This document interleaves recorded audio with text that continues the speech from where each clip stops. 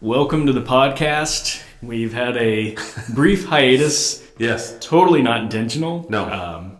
Things were recorded, but some were. things were not recorded. Various technical difficulties. And so last week, we had a lot of fun. We exercised our minds. We did, but we did not get out a product. I still actually have some of that material, and maybe one day that'll be like a bonus. But it just didn't feel like it was worth putting out there as this is a... I was thinking like 100 years from now when someone makes a documentary about us, they'll be like, there's rumors of a lost podcast they did. That's right. And then just no one will know. It'll just be like some folk tale. And people will go on the hunt for it, and it'll be like some kind of treasure. Yeah. And today we had an original plan, which was going to involve our first guest. It was. Things are just not falling into place, are they? No, and that's okay. That guest had some greater priorities to take care of, and so they were out today. And we said, you know what? Weird week off. Something fell through. Let's go back to something tried and true. Oh, yeah. Something faithful. Something that produced results last time, and we had draft. a lot of fun doing it. We're going back to the draft. Yes. We had a lot of fun last time drafting 80s action movies. We did. The next natural progression, we're going 90s action movies. And I think we've both already mentioned the fact that loaded category. So I owe the 90s an apology, because when we were doing the 80s action movies, I thought, man, the 80s is so much better than the 90s. And then I sat down to do my list, and I could not believe how many awesome movies I could come up with in 2 minutes. Yeah. I do think the 80s ones are probably more iconic. You know, there's one like... They're the trendsetters. Obviously, we're going to talk about Die Hard's got its imprints all over everywhere. Movies of the 90s. But there are so many good 90s movies. And I think what's going to be weird about this draft is there's a decent possibility we can each draft our top 5 and not steal any answers from the other one because of just the numbers of possible ones. And I'm looking at it and I'm going, you know what? I have sort of a top 5 on my draft board, and I think there's a good chance I can get these because I wouldn't even argue they're the most popular 5. They might not even be the best 5, but they're just 5 that I love from the 90s. So I think the quality went up in the 90s. You know, the 80s are a lot more unintentional comedies like we talked about. Awesome, but just no self-awareness in the 80s. And the 90s, I think, not every movie, but a lot of the movies, the quality got better. Yeah. I think there's also just a boom in the number of films being made in the 90s. And so, of course, you know, like there was more good action movies because there was just more movies. You know, we talked about you could almost limit the 80s to just a few action stars. Yes. Were almost all the action movies. And in the 90s, it really became this boom. There's tons of action movies, and everybody could have their shot at being an action star. Yeah, and then they also did a thing, too, and I'm stealing this from the rewatchables, like we talked about from Chris Ryan, where they started getting good actors to be in action movies instead of just action stars and people that look like Schwarzenegger. So you do see some better actors popping up in these movies and elevating the movies. Yes, better actors and Keanu Reeves. Also Keanu Reeves. I don't know if he's a bad actor. I don't know if he's a good actor. I just don't know. Yeah. What we do know is that he is in a lot of good movies. He is in a lot of good movies. Yeah. Also, just a side note, I was reading like a movie news website I like to go to, and the headline was just, John Wick, I think the producer, has John Wick's 5, 6, 7, 8, and 9 already like kind of mapped out and sketched. They weren't saying they're going to do them, but he's just like, hey, if you need me to, I've got this done all the way to part 9. So there's that. There's going to be 100-year-old Keanu Reeves out there killing people in John Wick 12 or something. And he's like, I've never forgotten about my dog. Yeah. All right. Well, last time we flipped a coin. We did. I flipped a coin. You did? You were trusting that I was honest. I was, just to be clear. I will admit, though, I'm still a little disappointed you didn't have a cool catchphrase after you flipped the coin. I did not. That's okay. And we're foregoing the coin flip this time because I figured it's only fair. I got first pick last time. You're going to get first pick this time, although that maybe feels a little less generous now that I've explained that there's such depth that maybe it won't even matter. But it's okay. For now on, now that you won the initial coin toss, we can just take turns for every draft that we do. Sounds great.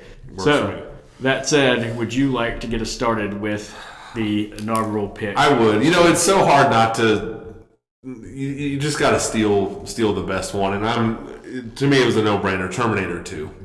I think I always try on here, and in my movie discussions, I try not to over-exaggerate or use hyperbole too much. You know, like everyone's like, "This is the greatest movie ever." I think Terminator 2 is the greatest action movie of all time. I also think it's the greatest sequel of all time. That's just my opinion. I just think it's a phenomenal movie, and I talk about this a lot on here. To understand at the time when that movie came out, when I say it blew my mind, I just can't say that enough. I was like, wait, they can do that? Like a movie can do this? It was so mind blowing. Those special effects were so far ahead of their time, and it's just such a good movie. That is a great pick. You're right. I just couldn't help it. It was what Die Hard was to the 80s draft board, it was to the 90s draft board. And, yeah. I think those are both fair arguments. You can argue greatest action movie of all time. I think greatest sequel of all time, it's probably a little more universally accepted as. I don't think as many, like I think other people might be like, well, Die Hard, greatest action movie. But you say greatest sequel, and I think most people will be like, yeah, Terminator 2. It's at least top 3 of the first movies you're going to mention. It's the gold standard of movie sequels. How do we take what the original did well and up it and make it still fresh again? Yeah. And it unlike now where they just make a sequel to movies for just no reason, it did feel like there was more story to tell. Mm-hmm. And, the key to that, I think, is that Cameron waited until the technology could catch up with his ideas. I mean, I've even read before where really he wanted Terminator 2 to be, he wanted to do in Terminator 1 what he did in Terminator 2. Mm-hmm. He just knew they weren't there yet. Yeah. Not even close. But, lo and behold, you wait 7 years and here we go. And I watch it pretty frequently. I mean, I watch it at least once a year. I think it holds up unbelievably well. I don't think the effects look dated at all, which is quite an accomplishment for a movie that came out in 1991. Absolutely. Yeah. I think we've talked about this before, but I still think the thing that movie does so well is it really is. It's a great action movie, but it mixes suspense in just as well. Mm-hmm. Like the cat and mouse feel of like the thing that's superior to you stalking you. And is so good. It's so good. It's unbelievable. Schwarzenegger, we talked about it in the 80s draft. I think he's a good actor. Yeah. And I think he's awesome in this movie. And Cameron's amazing. And like we talked about when we talked about Aliens in the 80s draft, he has the little kid character to kind of give the movie some heart. Mm-hmm. Saying he does the same trick in Terminator 2. He's got the kid, and he's fine as an actor. He doesn't ruin the movie. But he develops this, it's like a father-son bond. Mm-hmm. So Cameron's always just thinking a little bit deeper than just a standard action movie. And by the time you get to the end of Terminator 2, where Arnold kind of lowers himself, or they lower Arnold into the lava or whatever, it's really emotional. Yeah. Like it's unbelievable. You're like, wow, I'm almost kind of getting choked up watching this robot sacrifice himself, and it's just it's an unbelievable accomplishment that movie is. It is. Great pick. Great way to get us started. Yeah.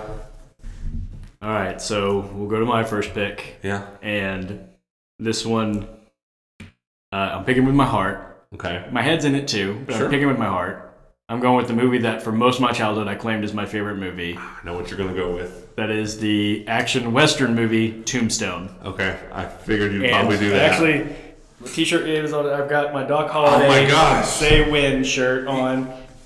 You are just killing the t-shirt game, and you are just leaving me in the dust. Doing my best, but it is.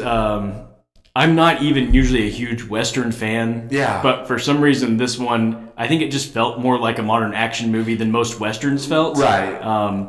Doc Holliday, to me, is one of the greatest movie characters of all time. Yeah. Great Val Kilmer performance. He's so good in that movie.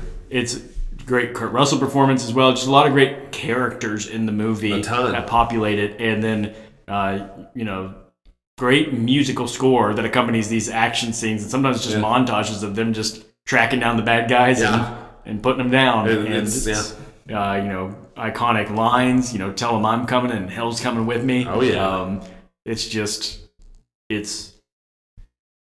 got some some substance to it, but it's also just pretty simple. Just a great ride. It is. It's such an entertaining movie, and I think the key point is, like you said before that. To me, westerns just felt so old, and I don't mean because of when they took place, but it just always felt like a 50s or 60s movie, and they just kind of felt old. This one was felt cool and modern, and they really leaned into the action, and it's such an entertaining, to steal from one of our favorite podcasts, rewatchable movie. Yeah, absolutely. Just loaded with good actors. And again, great one-liners and dialogue. I mean, again, the Doc Holliday character is so good at these little quips and little bars he throws out. I mean, little bits of humor sprinkled throughout it, where there's this confrontation on the streets, and you think maybe there should be a shootout, and one of the bad guys tells Dr. Holliday, "You're too drunk. You're probably seeing double." He goes, "I've got 2 guns, one for each of you." Just a great line. And like the people in the movie are just cool. Like it's just got that going for it. It looks good. Like visually, it looks good. Like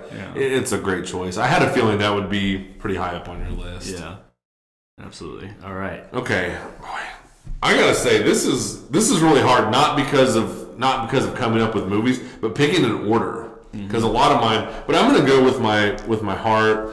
A movie that I saw in the mid '90s several times in the theater and just always liked is Twister. Ooh. Yeah, and I know some people might be like, really, Twister? It's a really fun movie, and I watched it like probably within the last month. I think it holds up really well, and the idea of like nature as the kind of the quote unquote villain of the movie was really original at the time. I felt like, like they had like tornadoes. Like, cool, I've never seen that in a movie before. So there was a lot of anticipation for that. And you go and you watch it now, it's like probably an hour and 45, hour and 50 minutes. It just flies. You get, you just kind of get introduced to this ragtag group of characters, and you know immediately who they are. Like, you got Bill Paxton and Helen Hunt, and they're divorced, and Philip Seymour Hoffman's kind of the comic relief, and the one guy from Princess Bride is the villain. And I mean, it's easy to understand within the first couple minutes, and then it's just cool action piece after cool action piece. Yeah, Bill Paxton didn't get enough starring roles. It's probably because he was so great as a supporting guy. Yeah. And that's fair, but like, I always kind of have a special place in my heart because I've always loved Bill Paxton. And I was like, Bill Paxton got his movie in Twister. Yeah. And that was a lot of fun. And it's just, again, like I said, I'm going with my heart here. It's just fun. Yeah. And like we talked on here before, they just don't make fun movies anymore. Seems like so many times they have an agenda, or they're setting up the 4th movie down the road, and lo and behold, they are making a sequel to Twister. Oh, they really? Yeah. I was just going to say, but for the longest time, it just felt like a standalone movie. Absolutely. Sorry, I didn't mean to interrupt you. No, I was going to say that the thing is, there's been some movies that have tried to capture the like storm as the main problem. Yeah.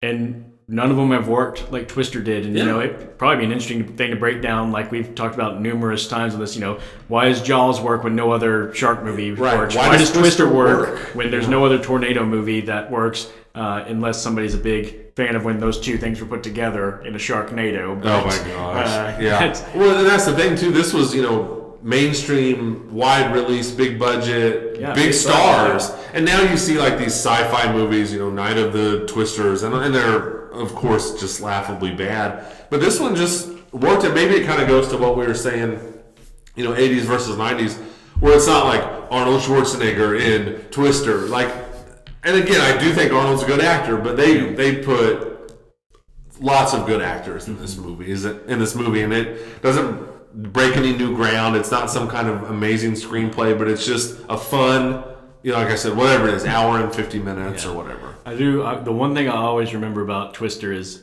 went to see it with my family in theaters, and my mom was not a fan. She was so annoyed after the movie that the premise was people who were tornado chasers, because she just thought that was so dumb. They would chase these tornadoes. She's like, I couldn't have any sympathy for them. They did it to themselves. Yeah. And I'm like, I kind of loved it, because if otherwise it would have to be people that were just so unlucky that tornadoes just kept hitting them.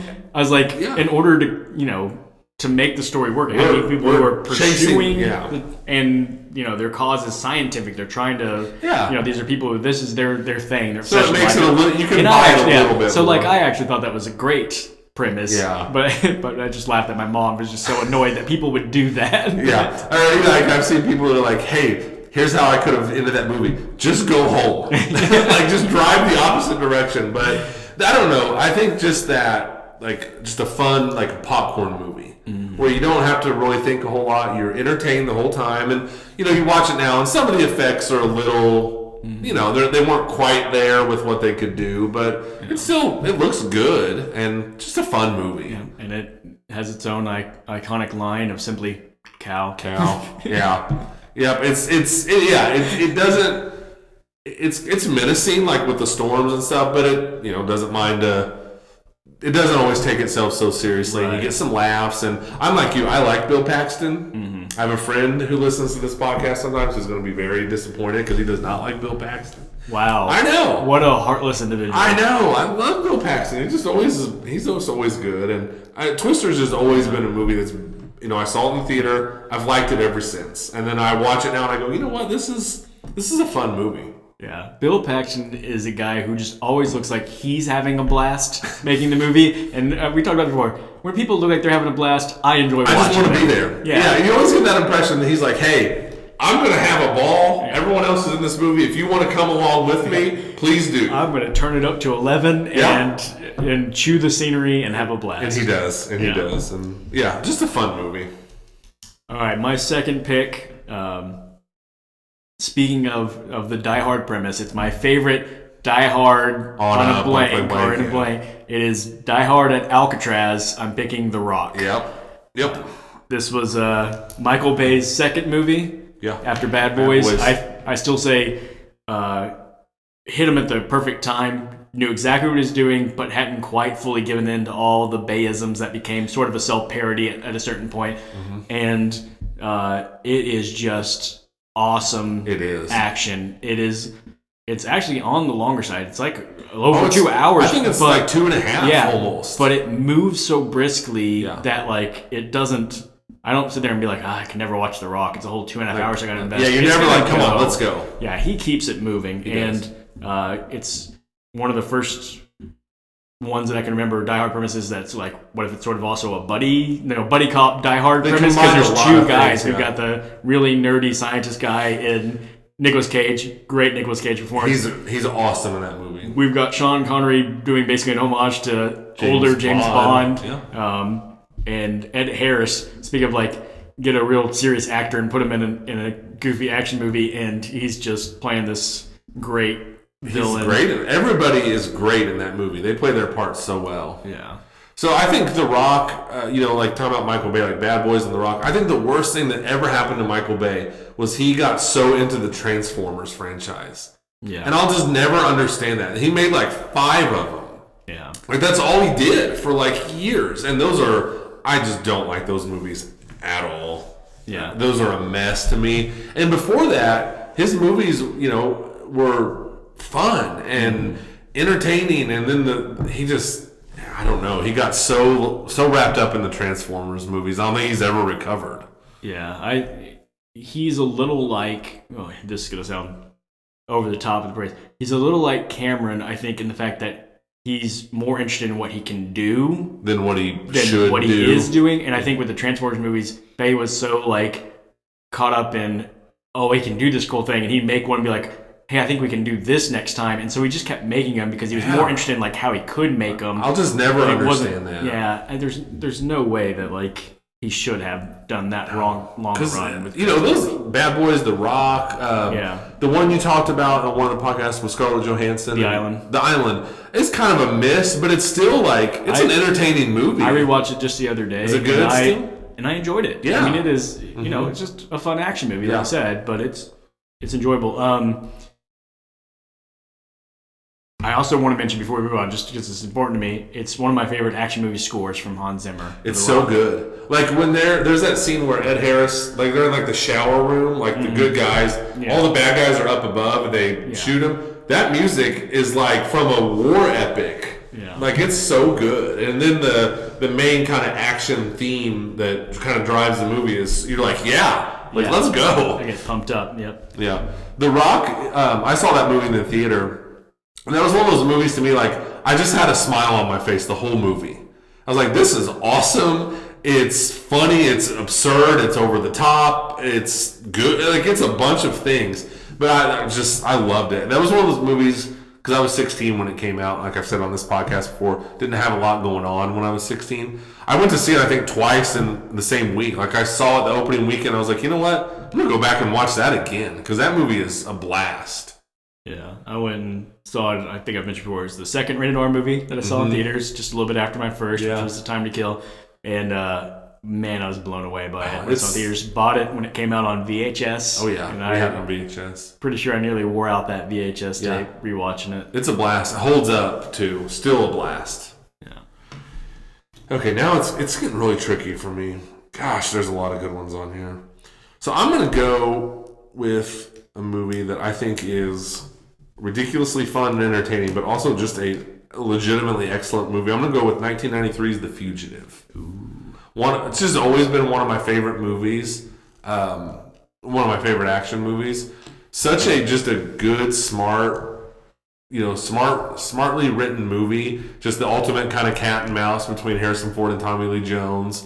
Harrison Ford is, almost always likable on screen, and he kind of, he's not Indiana Jones, of course, in this movie. He's not the coolest guy in the room. He's distraught, and he's been wrongfully imprisoned, and his wife is dead, and he's kind of distressed a little bit. So something a little different from him. And then Tommy Lee Jones kind of steals the show in the supporting role, and he's just the no nonsense, kind of almost rude, sarcastic U.S. Marshal. If I'm not mistaken, it's kind of the role that made him Tommy Lee Jones. Yeah, I think so. I think that's fair. I think he won an Oscar for it. Yeah, I think he might have been in like Under Siege. He was the bad guy in Under Siege. You watch that now and you're like, yeah, that was definitely before Tommy Lee Jones became Tommy Lee Jones. I mean, he's going for it in Under Siege. Yeah, but yeah, Fugitive is just a super, and again, maybe 2 hours or so, and just flies by. You're entertained the whole time. There's suspense. There's a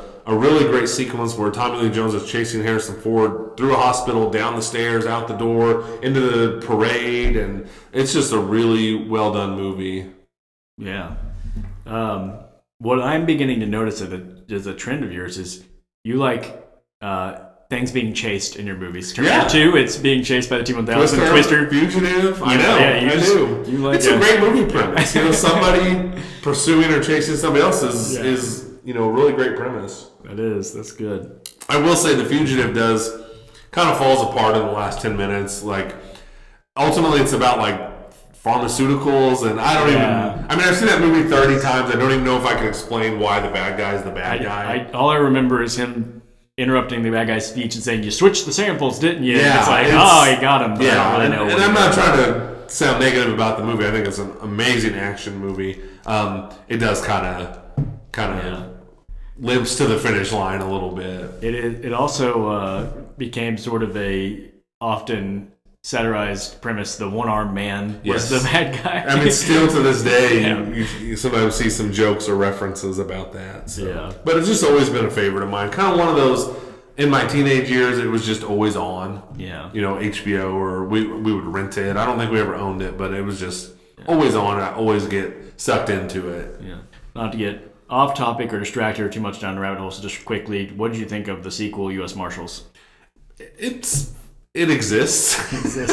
I saw it in the theater, and I was like, okay, like that was fine. It was a fine, it's like a second tier, it was not actively bad. Yeah. I mean, Tommy Lee Jones is Tommy Lee Jones. Like, Wesley Snipes was cool for a while, so it's not a movie that I'm like, next Saturday when I have some free time, I'm going to pop in U.S. Marshals, but it doesn't bother me. Yeah. It's that one is relatively high on my movies that I've watched way more than I should have, even based on how much I like them. List. It was on cable a lot, and I feel like for whatever reason it could just always catch my attention. I'm like, this is all right, and I just kind of keep watching. And I don't think there's anything wrong with a movie that is just kind of good. It's not a great movie, it's not a terrible movie, it's just a decent movie. Robert Downey Jr.'s in it. Yeah, it'd be kind of fun now to watch. So all right. my third pick. Yep.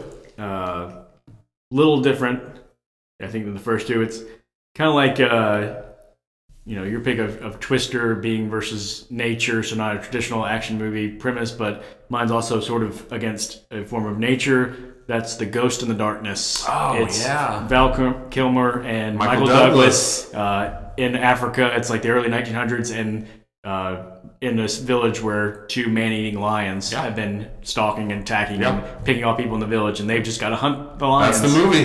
That is the movie, and I love this movie. I saw it in the theater. I think that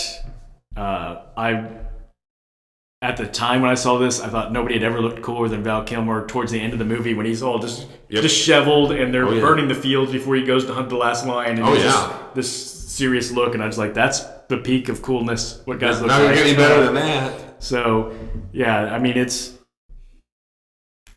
we've talked about so many times, like, there's not a lot of good animals attacking people movies. You got Jaws, you got Jurassic Park, you've got The Ghost in the Darkness. Yeah. And Ghost in the Darkness is, I adore it because, like I said, I just think it works. It gets you to care enough about the human characters, and it does a good job of making the lions menacing, but not making them cartoonish. Like, they've developed a taste for human blood, and they're doing it for sport, but they don't ever, there's never a point where the lion looks at the camera and like winks, it's something silly like that. Yeah, it doesn't venture into just ridiculous territory. Right. But it's a fun movie. And again, too, just a cool premise for a movie.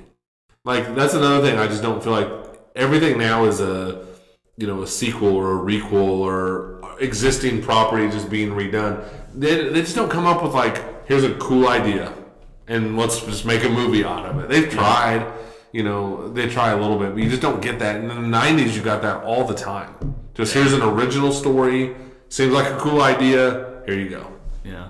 I think the other thing that they did well in the 90s too is usually what's the foe, and then the hero was also sort of up to the task. There was a movie that came out last year with Idris Elba and lions called Beast. It wasn't a bad movie, but it's more like what this everyday guy and his family is trapped with these lions that are around him and attacking him. It's like it was fun, but it's a lot more fun to watch. Hey, there's some man-eating lions, and here's the hunters that are going to hunt them, and it's it feels a little more like it's not just I hope they survive. There's a sort of equality of opposing forces there. Well, it was a cool at the time. Like Michael Douglas and Val Kilmer was like a cool pairing. It was, yeah. Yep, I saw that one in the theater. Did you? Is it in the theater?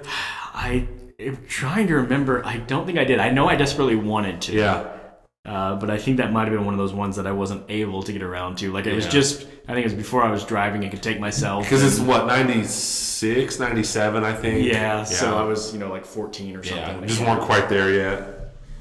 Oh, man. That was one I didn't even think to put on my list. Okay, my turn, and I'm to number 4. All right. I got to go ridiculous here. Yay. I'm going Con Air. Oh, my God. It's on my list. And I don't know if a movie's ever been more ridiculous than Con Air. I mean, it probably has been, but holy cow. Like, just like a treasure of the 90s that movie is. Where it's like, so if you weren't there, it's hard to understand how, like, out of nowhere, like, it's like, wait a second, is Nick Cage the biggest action star in the world? And he wins an Oscar, in 95 for Leaving Las Vegas, which is this mega independent movie, and he's an alcoholic who drinks himself to death. And it was probably made for $1 million. It is so low budget. Wins an Oscar. His next 3 movies, Rock, Con Air, Face Off. That is how he followed up his Oscar, with those 3 movies in a row. Nothing in between them. Boom, boom, boom. And he dialed it up a little more for each one. It was like he did The Rock, and he was like, okay, but how about weird accent, long hair, wife beater the entire movie? And then in Face Off, oh my gosh, we could do an entire... Have you watched Face Off lately? It's been a little while, but I mean, like, it's one I know. That movie is bonkers. And Cage and Travolta are awful in that movie, in my opinion. That movie is so bad. I'm going off on a complete tangent here. But Con Air is one of those movies that it actually did. I'm not just saying this. Come from like somebody figuring out the name and the basic premise before writing a story for it. Somebody heard about, there's an airplane that transfers prisons, and they're like, that's a movie. That's a movie. And like, Con Air is what we'll call it, and let's write a story. Go ahead and put it on the release schedule. And then someone was like, well, what is it? Like, don't worry about that. Just put it on the release schedule. It's, again, Die Hard on an airplane. Yeah. With all criminals. Let's make some eccentric characters. Let's get John Malkovich to come in and be a scenery-chewing villain. Oh, my gosh. Who is fantastic. Mean, he couldn't be chewing the scenery anymore in that movie if he wanted. I mean, it is one of the all-time, like, I don't even know what you would call it. I guess, like you're saying, just chew the scenery performances. Yeah.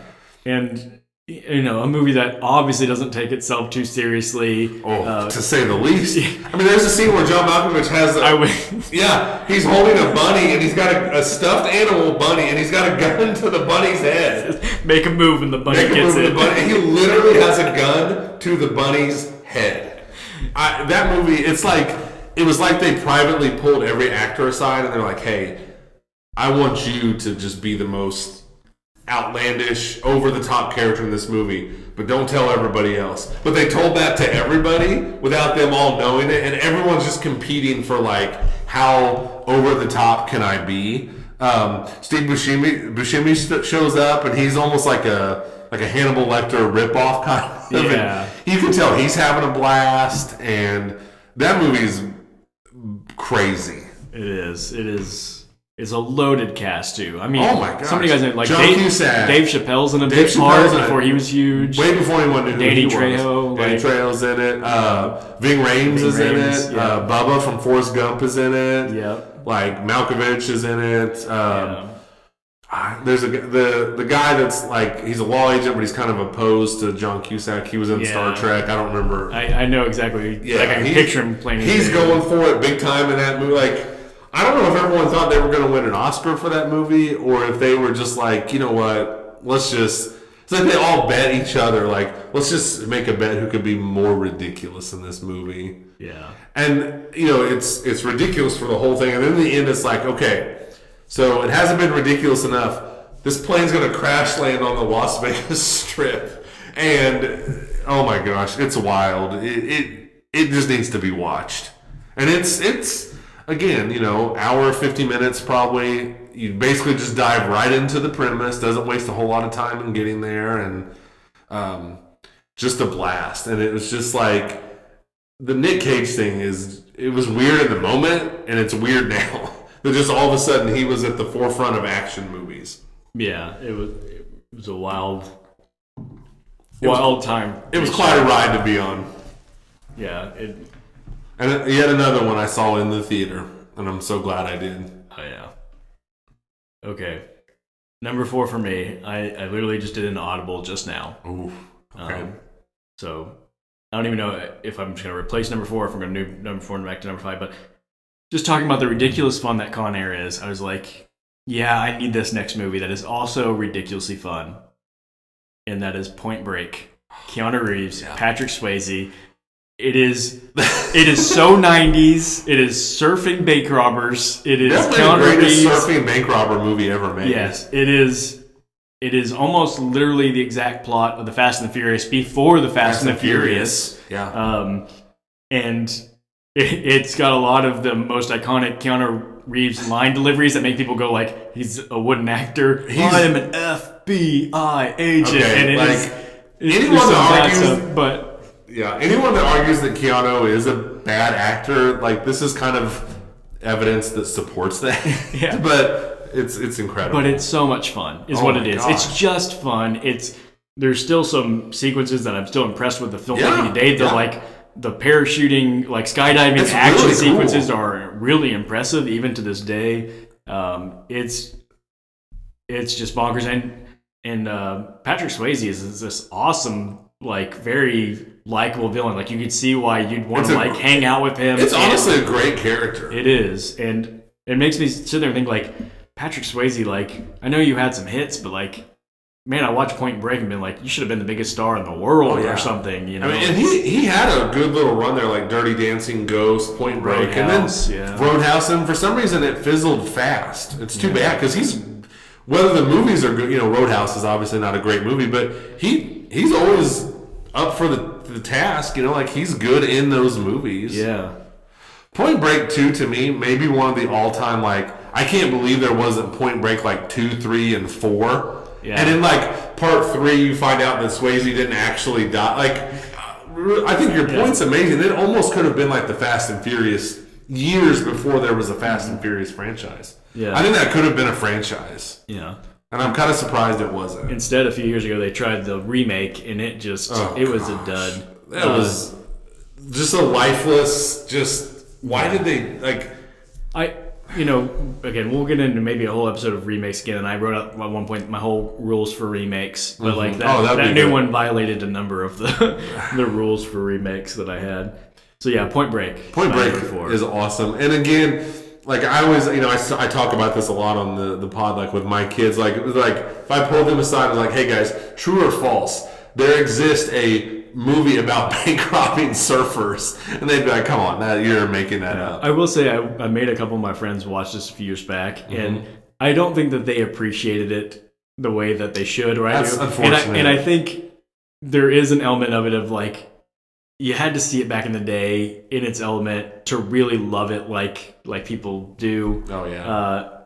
And I think it holds up. I do too. But I think some people it's just different. It's so, like I said, it's so 90s. It's so that I think, what is that? Is that 91, I think? Something. It's you've got to appreciate the whole style and aesthetic and you definitely do. And even Swayze is so of the late 80s, early 90s. Yeah. So that would be lost on people at my kids' age to watch that, understanding how big of a deal he was at the time. Yeah.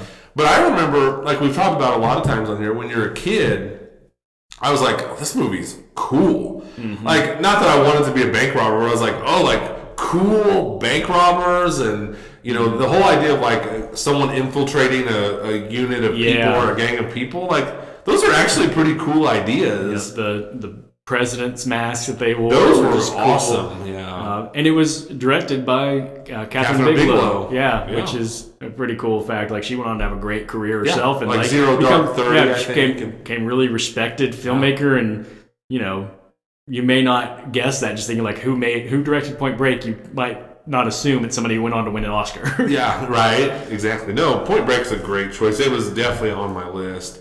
I can't believe I'm already to my last choice. I know. We could have made this the top 10. Yeah. Oh, well, this really hurts my feelings to have to leave some of these movies off. But I'm going to, you made the key point when we did the 80s draft. There's just certain representation that needs to be on an action movie list. So I've got to have some Stallone. So I got to go Cliffhanger. Ooh, that's a good one. So here's the thing. That's a good movie. Yeah. Again, I don't want to sound like a broken record, but just what a cool idea. So this time you basically got Die Hard on the mountains, which, not original because we talked about, Die Hard just constantly kept getting ripped off. But all it really took was just to change the setting. And I was like, I'm in. A Die Hard ripoff, the mountains is a really, the snowy mountains is a cool idea for a movie. It's menacing. And then you throw Stallone in there, of course. Cliffhanger has one of the, I say this with a straight face, one of the best opening scenes in any movie. Yeah. I'm going to say that. I'm going to put that down. I'm not saying it's number one, but I would not argue with anyone that said top 10. The girl is still, it's so suspenseful.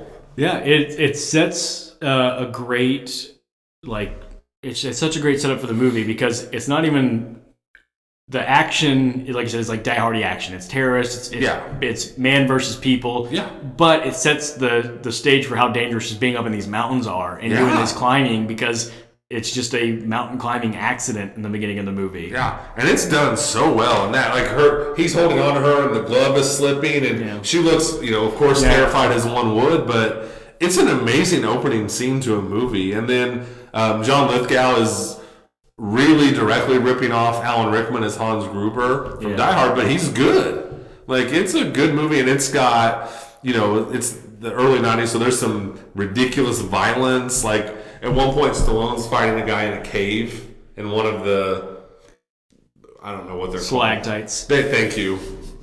Once again, proving you're the smart one in this group. And Stallone just picks the guy up and rams him up into it, and so there's just a lot of over the top violence, over the top villains.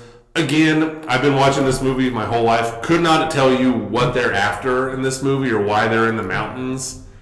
Money is involved. I know that, but money got dropped on the mountains or something, so they have to go find it. I don't even remember. And that's the great thing about these movies. It's completely irrelevant. You're not there for some kind of deep, I really want to know. I want to know what makes these bad guys tick or what their motivations are. Nope, don't care. They're fighting on a mountain. That movie's awesome. And kind of, there's definitely parts of that movie you can watch it now, and there's definitely some green screen stuff going on, but it looks cool, and it holds up well, and there's clearly some times when it's not actually Stallone climbing a mountain, but no problem. It's fun. It's a lot of fun. Yeah. All right. 5th pick for me. Okay. I'm sitting here trying to decide if I want to go with the movie I originally had at number 4 or the one at number 5. Because number 5, honestly, it's one that I just want to put it on my list. It's not even that it necessarily should be. I just want to put it there, and so I am. That's what I'm gonna do. I'm gonna stick with my number 5. It's a movie that even some of the people who made it have been like, it's not great, and I wish I could have a do-over on that. But I still love it. It's The 13th Warrior, starring Antonio Banderas, directed by action movie icon. It's the guy who directed Die Hard. And John McTiernan directed this movie. And does it have faults? Absolutely. It is a super flawed movie, but it also is just really cool. And it's moments of actions that are spectacular. Mm-hmm. I mean, there's even issues of sometimes the lighting is too dark, that it's hard to follow what's happening, and all this. But at the same time, I still watch and go this is just a lot of fun. Yeah, this is just awesome. Mm-hmm. It's based sort of on Beowulf. Yeah, and it's kind of what if Beowulf was actually based on real events that just got dramatized, and turned into monsters. So instead of it being a giant monster, it's actually these people who just dress like monsters, and there's not a dragon. It's they carry torches to look like dragons, and that sort of thing, and it's just good, that sort of Viking era action, and unfortunately it was one of those movies I remember when it came out in '95, and it just kind of came and went. It unfortunately didn't make a big impact or anything, but it is a cool movie. And Antonio Banderas, he was definitely having a moment there at that time. He was a kind of a big deal. He had done the Robert Rodriguez Desperado stuff, and he was kind of a big deal. It looked like it had things going for it because, I said, Banderas was kind of a star at that time. John McTiernan was obviously a respected action director. It was based on a Michael Crichton book, who was big for having written Jurassic Park and some other movies that were big. It seems like one of those movies where it almost seems like everything should have been in its favor, and it just didn't. Didn't take off. I do think, if I remember correctly, reading about McTiernan was dealing with some stuff at the time. Yeah. There was a lot, I think, some behind the scenes production issues. Yeah. You kind of see that in the final product. I think there was some reshoots because things just Yeah. But so ultimately very flawed, and like I said, people who are in it recognize this wasn't the best. I also think it suffered from. It seemed to happen to me, in my opinion, if I remember correctly, right before sort of a jump in quality of CGI and action. It wasn't long after it came out that Lord of the Rings came out and did action scales so much larger that now you want to sort of just leaving that movie in the dust. Just immediately leaving it in the dust. And so, there's a little bit of that to it too. But I mean, it's a movie that you can also respect because it's a lot of practical effects. There's not a lot of big CGI let's make thousands of the bad guy by computer. That you could tell it's real stuntmen there in person in action. That's a really cool choice. I wouldn't have thought of that one. Yeah. So let's talk briefly about some of the ones that didn't make our list. I've got a ton that didn't make it. Can I tell you first the one that I bumped from my list? That I was going to ask. So that one is The Matrix. Yeah. It's I think poor The Matrix has really suffered from the sequels kind of taking the shine out of the franchise. I think if they had made The Matrix and just stopped, we'd still talk about it and as an all-time great. Yep. Yeah. And it's still got some really great, awesome action in it. It is really cool. And it's on my list too, but for some reason, that movie, and probably just for what you said, just the mediocre to bad sequels, like that movie is just, I've never had a connection with that movie. I did see it in the theater, and I can tell you at the time it was like, whoa, like that was cool. And then the sequels just were dead on arrival. I felt like they were overly complicated and confusing, and just didn't work. I do think I credit it a lot with the boom of superhero movies, because even though it wasn't a comic book based superhero movie, they were doing a lot of the action, and I was like, I think once they broke ground, like, hey, you can do these things. And people will buy into it and think it looks cool. Oh yeah, you can do it with superheroes. Then. I think you're right. Yeah. You can't overstate too how like the fly backwards. I mean that was so innovative and got ripped off or spoofed a billion times. It probably still is to this day. I never even saw the most recent Matrix movie. Did you? I did. It's not. I'm not going to tell you to go out and watch it. You're not missing anything. To me, it was kind of a harmless little like, hey, if you kind of enjoyed the Matrix movies, maybe you'll enjoy this. And because I went in with really low expectations, I think I was able to enjoy it. Yeah. But I think if I was like, I need this to reinvigorate the franchise and blow my mind again, I would have been disappointed. Yeah. I kind of remember when because the first one came out and it kind of took everyone by surprise. It was a huge hit. I remember when the second one came out, people like, and I probably did the same thing, where it was like, you were almost trying to, that was good, right? Like, that was good. And then finally someone just was like, that wasn't good. And everyone's like, okay, I'm so glad you said it. I think the second one had really good parts, but it just didn't hold together as well. Freeway chase in that movie. But the other thing that happened with that second one is, the CGI became dated pretty quickly. In like the Neo versus all the Agent Smiths fight. Yeah, kind of looks like a video game. It was great in the moment, but like it wasn't long after that we're watching going like, ooh. That looks like a video game. People start referring to it as Rubber Neo because it looked so fake, And just it's just confusing trying to figure out, it just... Oh, yeah. All right, so what were some of the ones that you had on your list? I had a ton that didn't make it. Some of them were really hard for me not to put on, and some of these are really random. This is in no order. Last Boy Scout was one I had, a Bruce Willis action movie from the early 90s. I always liked that movie. It's like the buddy cop, basically, and Bruce Willis was just great at playing the wisecracking, like...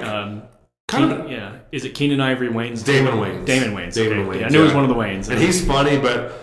That is that movie is rough. It's like a Shane Black screenplay, and it's very like early 90s cocaine era. Just it's a rough watch, but it's a good action movie. I had Under Siege on my list. Seagal, I think, is generally pretty awful as an actor. Somehow Under Siege works. Yeah. Like, it's entertaining. It's Tommy Lee Jones, like you said before. He was really Tommy Lee Jones, and he's going for it. He's really throwing some long passes in that movie. So that was on my list. Bad Boys. I had Bad Boys on mine. It's a good one. A lot of fun. Yeah. Really fun. Again, buddy cop, but just a funny movie. Speed. It was really hard for me not to have Speed on there, because that movie holds up really well. Sandra Bullock's amazing in that movie. She is really good. Like that was like her... I don't know if it was her first role, but I know it was her breakout role. It was her breakout. She's been in Love Potion #9. Oh, it's right. Real small. But I love any example where you watch someone, you're literally watching someone become a star, like in real time almost. Yeah. And even at 14, when I saw that movie, I was like, she's going to be huge. Yeah. Like, you can see that one coming a mile away. Well, I think it did similar things for Keanu Reeves too, because he was already a star, but it was kind of like the Bill and Ted guy can be an action star. He had he had done Point Break and stuff, but this one he kind of had like the short hair, and it was like a newer Keanu. It wasn't Surfer Keanu. No, it was a new Keanu. Yeah. Again, I've said this a million times, but really cool premise. Yeah. Bus explodes if it goes below 55 miles an hour. Obviously, it's a ridiculous movie. When you watch that scene where that bus just goes flying through the air, but tons of fun. Sandra Bullock's amazing. I had The Rock on my list. So one thing I wanted to put on there, but I just decided I didn't want to blur the lines between was Jurassic Park, which is just an all-timer for me. I still think that we could do a whole podcast on how innovative and mind-blowing that movie was, and special effects and everything. But I just didn't want to blur the lines too much, but... There is some great action in that movie, though. It's an amazing movie. True Lies, Air Force One, Die Hard 2 and 3, I think are really good. I had Die Hard 3 on my list. Yeah, I just watched Die Hard 3 like 3 nights ago. The Matrix. I wrote down Armageddon. I'm not a huge fan of that movie, but it was a big to do in the 90s. Face Off, I had that on there just for how absurd it is. Yeah. Total Recall. Okay. Again, I didn't want to blur the lines too much because that's very sci-fi. Yeah. But a really cool movie. Independence Day. Yeah. Same kind of thing where I just didn't want to blur the lines too much. But that was a fun. Yeah, that'd be good. I mean, it's ridiculous and it is. I still love it though. That is such a fun. Like that's a movie that you can watch and you know it's ridiculous and it's cheesy and it's all these things, but it's fun. To me, it's like the perfect summer blockbuster popcorn flick. Like it's a blast. Yeah. I saw it like 4 times in the theater, and then I had Heat written down. Oh, it's a good one. Yeah, it almost felt like a little too prestige for some reason to put on the list, but So and then I even had 2 or 3 more kind of in the back of my mind just in case. But we didn't overlap each other. Like you didn't steal anything that I was going to put on my list. Yeah, that's kind of what I expected. A couple more that I had. I think you mentioned most of them, but I wrote Braveheart. Yeah, it's still a good movie to me. I think it's for whatever reason. Usually, it doesn't bother me when I find out movies are not very accurate to history. That doesn't bother me. But for some reason, Braveheart did bother me a little bit when I found out like how inaccurate some of the things were, and like it shouldn't. And when I still watch it, I still enjoy it. Mm-hmm. So I don't know why I let that get to me a little bit. Yeah, I do that sometimes with movies. Yeah, Broken Arrow. John Woo directing. Another awesome score. Christian Slater, great score. Yeah. Demolition Man. Demolition Man was the one I kind of had in the back of my mind. I almost when you brought up, you have to have that Sandra representation. Sandra Bullock's in that Sandra movie. Bullock. I mean. Demolition Man is also like the gift that keeps giving because there's so many things in it that feel like it was ahead of its time. Yeah. You watch, you're like, oh my gosh, Demolition Man like kind of got some of this right. I mean, isn't that funny? Jokes about Schwarzenegger going into politics, and they joke about him being president, but he ended up being the governor of I know, it's crazy. One of our largest states in the country. I know. That's a fun movie. Yeah. Also has the funniest death scene of a villain, like somehow he, like Wesley Snipes gets frozen, and then Stallone's on something, and he just kicks him when he's frozen, and his head falls off. It's ridiculous. Oh, it's a fun movie, though. It is. Lethal Weapon 4, I put on there. Mm-hmm. We talked about the introduction of Jet Li to American audiences, and still just, great dynamics. It's hard to make a bad Lethal Weapon movie. So yeah, those were ones that I had on my list. There was a couple more that was like aren't even necessarily great action movies, but I just, again, special place in my heart. One was Executive Decision. Kurt Russell. It's Die Hard. Die Hard in an Airplane again. And Halle Berry, I think. Yeah. That's a good movie. Yeah. So I can't believe we're going to have an Executive Decision conversation, but that was one of the first times, so spoiler alert, Seagal is like second bill that movie. He's in the movie for like 5 minutes. Yeah. Or maybe 15. He dies. Yeah. And I remember I was like, wait, what? Like, there was no internet to spoil that stuff back then. Right. And I was watching that movie with my dad, and we were just like, wait a second. What just happened? Like, Steven Seagal just died? And Kurt Russell's taking over the movie? Yeah, it was. You're exactly right. It was a twist. It was a total people twist. Didn't expect it. Like, yeah, he dies. It's, they're getting on the airplane by this high tech, like they fly another airplane under it, and they connect, and he just goes, and it breaks off, and he goes flying out, and you're watching, going, did Steven Seagal just freaking fly out of that? Like, are they gonna catch him? Like, he can't be dead, so right? I swear to you, when I watched that movie at the end, it's like all those movies end, and it's like Kurt Russell and Halle Berry, and they're hugging, and it's like, oh my gosh, we did it. I just thought for sure all of a sudden you'd see Seagal on a parachute just come down and land right next to him and be like, I made it, or something. Yeah.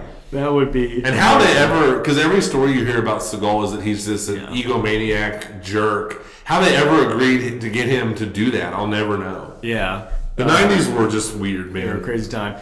The other one that's like that's, again, probably not nearly as good as the other ones, but again, special place in my heart. Sudden Death, Jean-Claude Van Damme. Oh my gosh. Die Hard in a hockey arena. Funniest thing, maybe of the 90s, is at one point he is playing goalie. Yes. This is the Stanley Cup championship game, I think. Yeah. If I remember right. It's definitely a playoff game. It's a playoff game. Van Damme literally is playing goal and he blocks a goal. Yes. It's incredible. Great villain performance from Powers Booth. Also, he's just doing a Hans Gruber impression for sure, but... all those guys, you can just go movie after movie. They should have had to pay Alan Rickman royalties. And then, yes, speaking of Alan Rickman, last one on my list is Robin Hood, Prince of Thieves, because I love Alan Rickman in that movie. He's awesome. He's another one who's like, you could tell he looked at the script and goes, this movie's not good. I'm going to ham it up. Yeah, I'm going to eat scenery so much. I'm going to chew scenery so much. And I haven't watched that movie in years. I think I was 11 when it came out. I thought it was awesome. I did too. I loved it. There's cool shots with Kevin Costner shooting the arrow, and I was definitely I thought Christian Slater was the coolest human being on the planet for 3 years. Yeah. And so anything he was in, I was like, this movie rules. It's one of those movies I say it's not a good movie, and it's got a lot of faults, and I think Alan Rickman did think this is kind of ridiculous and stupid and silly and beneath him, because it probably was. But I still love it. Yeah, it's fun. It's got a great Morgan Freeman performance in it. Good, there's just Sean Connery sneaks in the end of the movie. To me, it's right along the lines of Independence Day. Is it cheesy? Is it goofy? Sure, it's all those things. But it's just fun. If you want to just throw on some popcorn and just have a good time watching it. Costner was huge at the time. Yeah. Of course, everyone laughed and made fun of him because he's playing Robin Hood and can't do an English accent at all, so he just doesn't even try. But I mean, it's one of those movies, I think, if you watch it, several of the actors, halfway through the movie just gave up on trying to do an accent, and they just start talking I think Christian Slater does that a couple times in the movie. Yeah. Where he was just you know what, I don't feel like doing my accent today, so I'm just going to... Yeah. It is another one, too, that, really struggles from how good action movies are now and the scale of them. Yeah. Because you watch it now and boy, these big battles aren't so big anymore. And in fact, there's some bad editing where you could tell, he's shooting arrows at people and he shoots the same person 3 times. Oh, yeah. And it's that was the exact same stunt person he just shot 3 times in a row. Definitely. You know what though? I would argue that that's why these 80s and 90s action movies are so good. Yeah. Because it wasn't now where it's there's no limitations to what you can do. Mm-hmm. You can just do everything. And I'm not trying to knock on a Peter Jackson or someone who does Lord of the Rings and Hobbit and all that stuff. I enjoy those movies. I know I have people that I know love those movies, but it's when you can literally do anything and there's thousands of people battling, it does make me personally just kind of long for the smaller scale. We're not, because then, in turn, when you didn't know that was coming, something like The Rock in 96 felt it's oh my gosh, they're on Alcatraz, and that, this is so cool, because everything wasn't possible at that time. Right. So when you did a cheat, or Speed, where it's this bus is going all through this town, or the city and everything, that felt huge. Mm-hmm. And you that's kind of lost now, I think. Yeah, I think you're right. I don't know, just a thought. Also, out of nowhere, another movie popped in my mind. I wouldn't have had it on my list, but Passenger 57 with Wesley Snipes. Speaking of Snipes, yeah. Just a complete, just Die Hard on a plane. And again, speaking of Snipes, one that I considered, but I wasn't really sure, and it's not one of my favorites anyways, was Blade with Snipes. Yeah. It's, again, probably deserves more credit for kicking off the superhero boom as well. Yeah. But for sure. Sorry, I didn't know you might have had more to say about Passenger 57. I sort of just cut you off. There's really not much more you can say about Passenger 57. That's the best sentence I've ever heard. I'm sorry if you had more to say about Passenger 57. Well, actually, Jeremy, I have several pages of notes here on Passenger 57. No, they just for some reason popped into my mind, and you want to give Passenger 57 the love it deserves. Yeah. We didn't mention either of the popular submarine movies, Crimson Tide or Hunt for Red October. GoldenEye was one that I saw, and we've talked about before, I'll probably never talk about the James Bond movies. They just don't mean anything. Yeah. Anything to me. Both the submarine movies are good. Yeah. I will say, but they just they don't have that fun that some of the other ones on here had for me. And one that I toyed with, but I was you could argue it's action, but I don't really think of it that way, is Reservoir Dogs. Yeah. Which, it's mostly this dialogue-driven like tension and the relations movies, but there's action in it, and like you can make the argument, but I just didn't want to like start splitting hairs. Yeah, like so that. I left it out. It did really hurt my feelings. I did want to put Toy Soldiers on my list, but it's just so actively bad I couldn't. But that movie rules. I respect it. Yeah. No, it was a great time where, like I said, and this is probably maybe even a conversation for a separate podcast, but where you could just get away with making these just one-off movies. They weren't trying to build a franchise. It wasn't pre-existing, property of something they were either remaking or putting a new spin on. It just felt like a lot of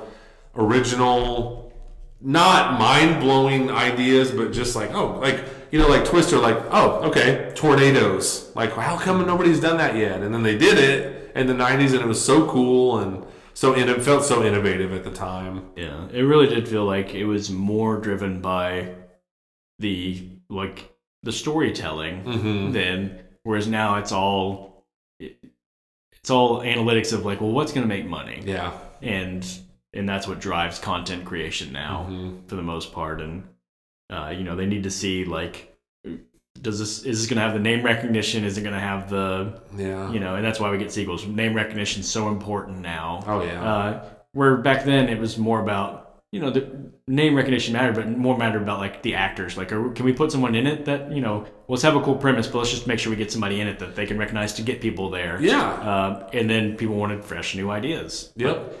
I remember when The Rock came out, it was like, a movie on Alcatraz. That's a cool idea. And I remember that poster, literally it's just like Connery, Cage, Harris, and it was just like pictures of those three guys, and it was like their faces, and then Alcatraz. And then Alcatraz. And you're like, okay, sold. I'm going to go see this movie, probably on opening night. And I did. Yeah. And it's just an era I really long for, and I just don't find... Like, what do we have here? 20, 25, probably 30 movies between the two of us. And you're like, almost every movie on this list I could watch right now and be like, this is just a fun movie. Yeah. And you just don't get that anymore. Yeah. One last movie I want to mention, because it just popped in my head.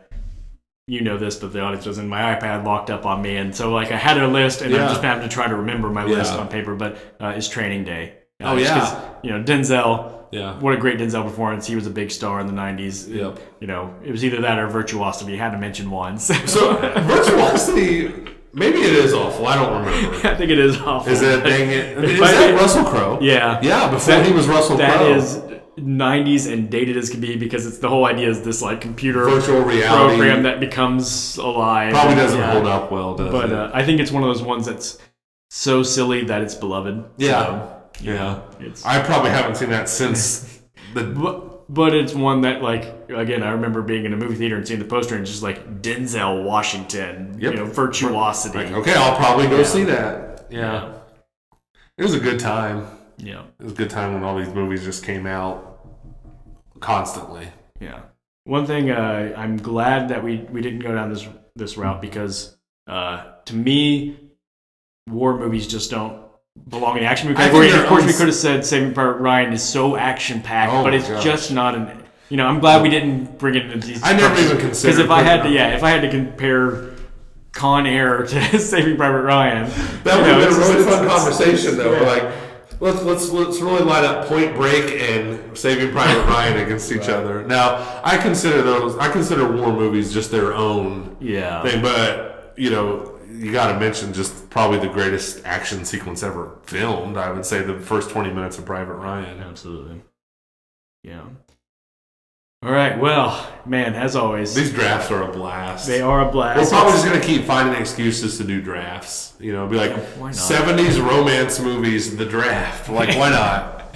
I do think when we eventually tackle Marvel, and we've got a guest lined up to do that with us. Yeah. I think I'd like to do it as a draft. Maybe we all pick our top 5 Marvel movies. And I think with that one, there will probably be some more, you got that one I wanted. You took that one from... That might get a little more competitive. Yeah.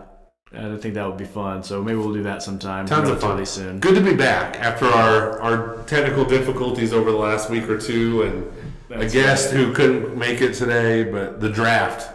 Reliable. We went back to the draft. Absolutely. So thank you guys for joining us. Yep. And check out some of these movies. Check out some of these movies. They're worth it. Yeah. We'll see you guys next time. All right.